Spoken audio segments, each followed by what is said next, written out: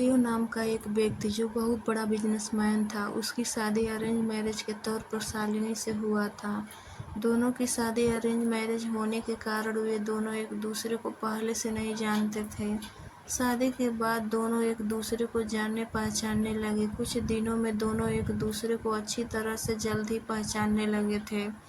जब दोनों में अच्छी तरह से पहचान हुआ, दोनों एक दूसरे को समझने लगे थे, तो देव को लग रहा था कि उससे बेहतर उसको पत्नी नहीं मिल सकती थी, क्योंकि उसे पूरी तरह से समझने के बाद उसे समझ में आ गया था कि लव मैरिज करना कोई ज़रूरी नहीं है, अरेंज मैरिज में भी अच्छी पत्नी मिल जाती हैं। दोनों की नई नई शादी हुई थी, इसी कारण से दोनों एक दूसरे को अच्छी तरह से समय दे रहे थे। उसके बाद दोनों एक दूसरे के काम में हाथ बटाया करते थे। पति पत्नी दोनों में खूब ज़्यादा प्यार होने लगा था। अब उसकी पत्नी भी देव को समझ गई थी और उसे किसी भी प्रकार का कोई काम या किसी प्रकार की कोई सामान की ज़रूरत पड़ने से पहले ही उसकी पत्नी उसके सामने जाहिर कर देती थी। एक दिन देव अपने दोस्त सूरज को अपने घर दावत पर बुलाया। देव और शालिनी के प्यार देखकर सूरज बोला, तुमने तो अरेंज मैरिज की है, लेकिन तुम्हारी पत्नी बहुत अच्छी है, तुम्हारा बहुत ज़्यादा ख्याल रखती है और तुम दोनों भी बहुत अच्छी तरह से अपना काम भी कर रहे हो।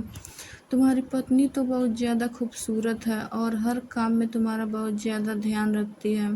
तुम बहुत ज़्यादा खुशनसीब हो जो अरेंज मैरिज होने के बावजूद भी तुम्हें इतनी अच्छी पत्नी मिली है। एक दिन देव अपनी पत्नी से कहता है कि तुम जाकर तैयार हो जाओ, हम लोग कहीं घूमने चलते हैं। हम लोगों की शादी को इतना दिन हो गया है और बहुत सारे काम होने के कारण हमें टाइम भी नहीं मिला है घूमने के लिए। चलो आज हम लोग घूमने के लिए कहीं चलते हैं। इतना सुनकर उसकी पत्नी शालिनी ने कहती है कि आपने तो बिल्कुल सही कहा जी, बहुत दिनों से हम लोग कहीं घूमने नहीं गए। अच्छा हुआ आपने बोल दिया, हमारा भी मन नहीं लग रहा था। चलो कहीं घूम कर आते हैं। दोनों एक कार में बैठकर घूमने के लिए निकल पड़ते हैं। रास्ते में जब हाईवे पर गाड़ी जाती है तो उसे एक बड़ी गाड़ी में टक्कर होने के कारण दोनों दुर्घटनाग्रस्त हो जाते हैं। देव का जब आँख खुलता है तो वह देखा हॉस्पिटल में था। जैसे ही होश आता है वह अपनी पत्नी को ढूंढने लगता है। अपनी पत्नी को ढूंढते ढूंढते दूसरे कमरे में चला जाता है, जहां वह देखता है कि उसके सर अथवा पैर दोनों में बहुत ज़्यादा चोट आई है।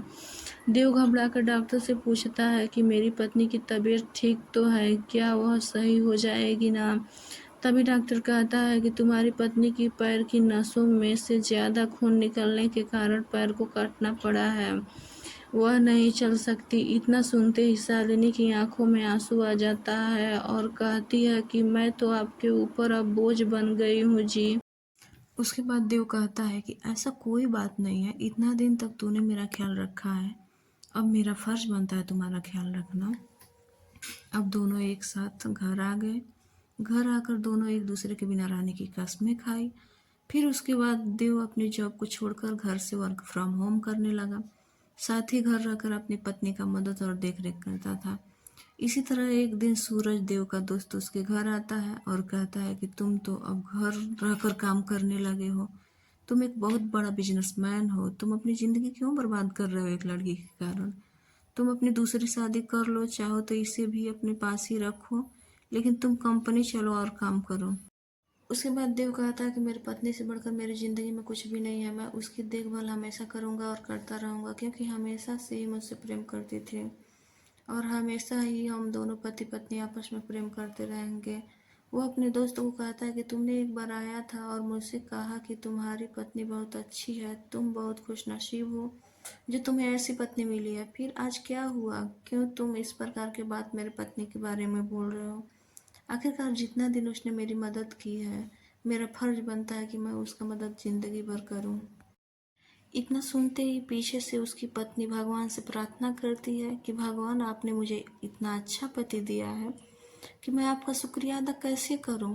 और वह सदा के लिए एक दूसरे से प्रेम करते हैं और अपने ज़िंदगी को आगे बढ़ाते हैं। इसलिए मेरा मानना है कि पत्नी चाहे जैसी भी हो उसे कभी नहीं छोड़ना चाहिए। पत्नी को कोई तकलीफ होती है तो उसका साथ देना चाहिए, ना कि उसके साथ छोड़कर जाना चाहिए। इस तरह की और भी वीडियो अगर आपको अच्छा लग रहा है तो मेरे चैनल को लाइक और सब्सक्राइब प्लीज़ शेयर कीजिए प्लीज़।